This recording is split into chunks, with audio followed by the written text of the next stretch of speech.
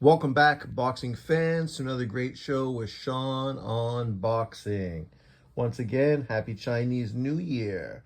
So this weekend we have a big card from the PBC, the first one of this year, and it's good to see them actually producing fight cards because last year was not a very good year for the PBC. We will see if they are able to up their quantity of fight cards in 2025. They definitely are coming out the beginning of this year with a bit of a punch, and let's see if they can continue for the rest of the year. So this fight card, obviously, people have been talking about the main event a lot, specifically the main event. The undercard, well, people recognize it as a pretty good card under overall, a solid undercard. You got quite a few prospects on it, as well as some name recognized opponents as well. But let's talk about the big fight first, because obviously that's the fight that's getting most of the talk, most of the conversation. When you go around YouTube, this is primarily the fight that people are talking about, not so much the undercard fights. And that, of course, is David Benavidez, the monster, Mexican monster, and of course, David Morrel, the Cuban monster. This is a significant fight. Obviously, prior to David Benavidez fighting Caleb Plant and Demetrius Andrade, there was a big push for a world title fight, WBA regular title, between the two Davids. And unfortunately, at that time, that fight did not happen. But, luckily enough, David Benavidez did fight Plant and Andrade, and he did have a fantastic 2024. For Morrel, it wasn't such a fantastic year. He continued to fight the same level of opposition, which was solid opposition, but, obviously with not many fights on his resume, the level of his opposition has been pretty limited. Him actually stepping up and taking on David Benavidez now at 175 pounds is easily the biggest and best fight of his career, and obviously the most dangerous. For David Benavidez, potentially Morrel is the most dangerous opponent he's been in with. Potentially.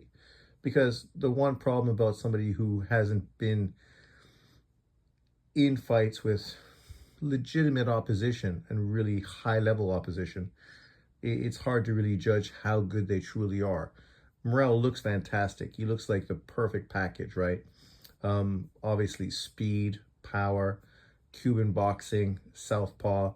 If you're going to develop a 175-pound fighter to be the potential superstar of the division, Morrel sort of seems to be the perfect creation. But once again, a lot of that's been tested against limited opposition. So of course he's looked great, but obviously this fight with Benavidez is really going to tell us everything. It's going to tell us if he's jumped up too early and he wasn't quite prepared for this, kind of like when Lubin jumped up to take on Charlo for the world title fight. Or it's going to tell us that, all along he's been ready, but obviously they moved him too slowly and he was just waiting for an opportunity to really show out. And potentially that could be the situation as well. For Benavidez, obviously in 2024, his fights with Plant and Andrade were, really high-level opposition, and he looked obviously great in both of those fights. Prior to that, his resume wasn't that great. Obviously, he had one fight against world champion Morrel, which was a solid victory. But outside of that, there's not much more on his resume to really get excited about. So people were kind of critical of him, obviously losing his title twice, once because of drug use and once because he just failed to make weight. Obviously, not jumping for the big fights when they were available to him. Obviously, he could have unified early on in his career. Obviously, the one that everybody expected was a fight between him and Caleb Plant. They were both PBC fighters. They were both world champions. It was kind of a no-brainer to do that unification fight. But unfortunately, it didn't happen when it should have. But there was also other fights, potentially him fighting Smith, which would have been a great fight. Callum Smith, Benavidez, that would have been a unification fight. He could have also fought Zurdo Ramirez as well, which would have obviously been a fantastic fight as well. And all those fights failed to materialize. That's why, of course, when people talk about, the whole Canelo Alvarez thing, I don't think too much about it, because we've seen how this guy's career has been moved and maneuvered. He didn't really want to take on very tough fights. He was kind of protected, like many PBC fighters are. Obviously, you're going to chase the Canelo fight because it's a big money fight, so the risk is worth the reward. But all these other fights, they showed you that they weren't really that confident, or they were waiting for something else. Who knew exactly what the situation was? But finally, we're going to have this fight, and this is a great matchup. For the last year and a half, I've been kind of saying that I think the best fighter at 168 pounds was David Morrel. And I did predict that I thought he would beat both David Benavidez and Canelo Alvarez. Now, of course, this fight's going to happen at 175, which potentially is great for the winner. The winner potentially can move straight in to an undisputed world title fight with the winner of Benavidez and Bivol. And if you beat, say, Benavidez, and then go on to beat an undisputed champion, a star is born. And if Benavidez goes and beats Morrel and then goes on to beat the undisputed champion, once again, now a star is born for him specifically. Obviously, with the Mexican fan base, American boxer as well, he's got a lot more potential to become a superstar. For Morrel, not as much, but nonetheless, those two victories would be huge for him still.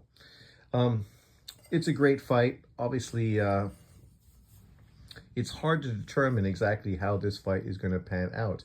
I do feel that Morrel has everything he needs to beat David Benavidez.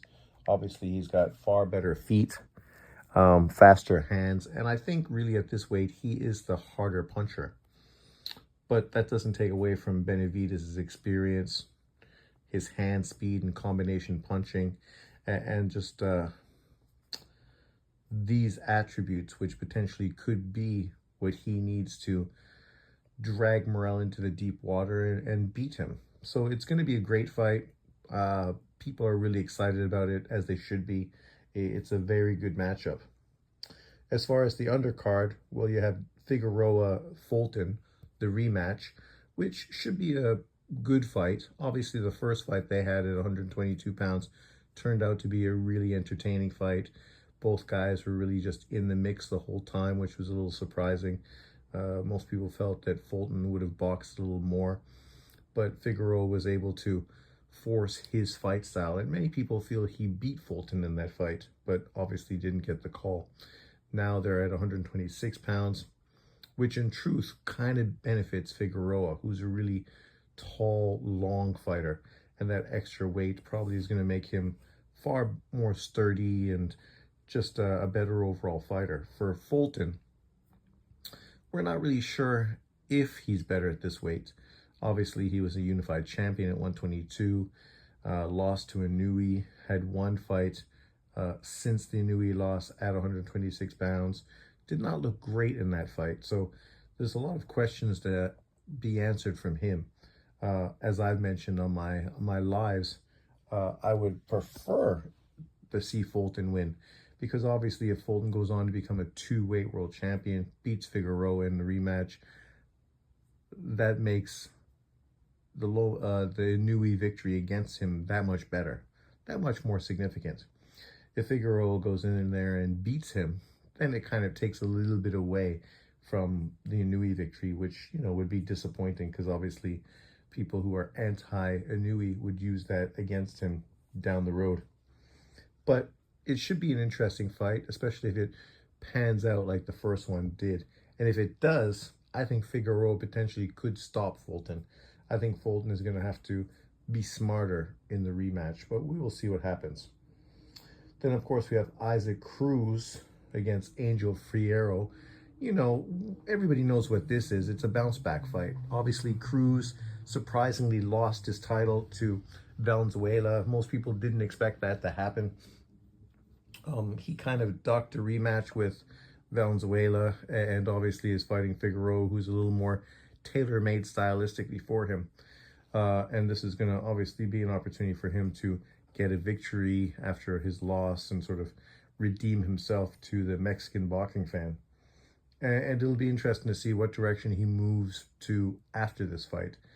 He was offered a big fight with Ryan Garcia, but for some reason he chose to walk away from that, which I don't understand.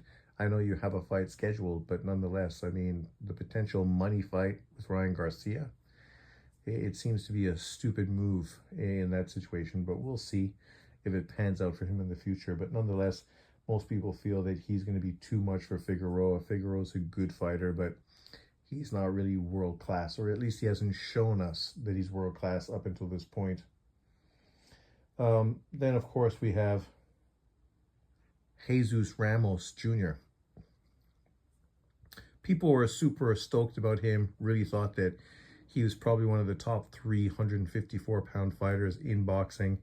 But then his performance against Erickson Lubin was pretty disappointing. People felt he had all the tools necessary to beat Lubin and even stop him. But yet, he didn't really show much of an engine.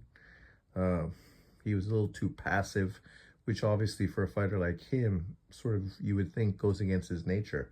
So people really lost a little bit of faith in him overall. So, you know, this is a good opportunity for him to jump back, to sort of redeem himself after that performance.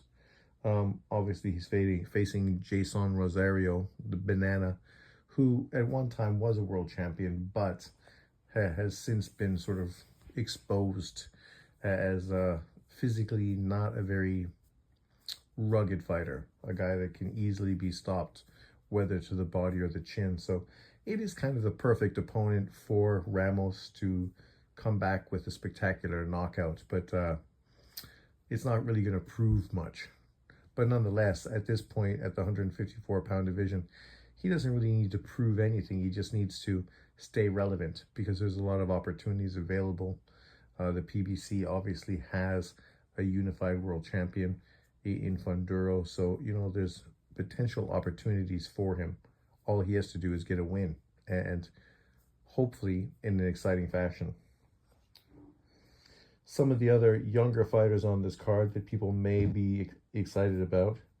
Obviously, Kermel Moten is also going to be on this card, as well as Yonel Hernandez, another Cuban fighter, and as well as a very entertaining Argentinian, Mirko Coelho. If I butchered his name, my apologies. It's always interesting to see these younger fighters and how good they truly are. There's a few other fighters, but I'm not as familiar with them, so I won't mention them at this time. Obviously, more studying and investigation is necessary before I can really sort of talk about them.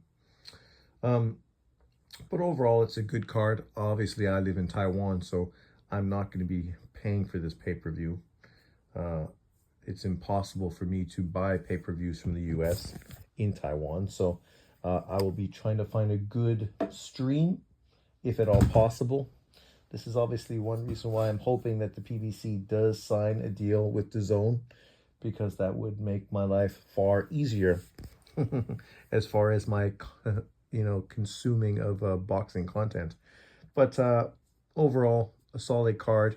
I don't know if I'm going to be going live this Sunday because of obviously the fact that I'm not going to have potentially a good feed to necessarily watch the fight off of, unfortunately. But nonetheless, I'm going to be keeping abreast and paying attention to the card. I'm excited to see, you know, how that Morrel Benavidez fight pans out. Obviously, my prediction was Morrel for the victory, but we will see how it pans out. And obviously, next week we're going to be breaking down the results and talking about it.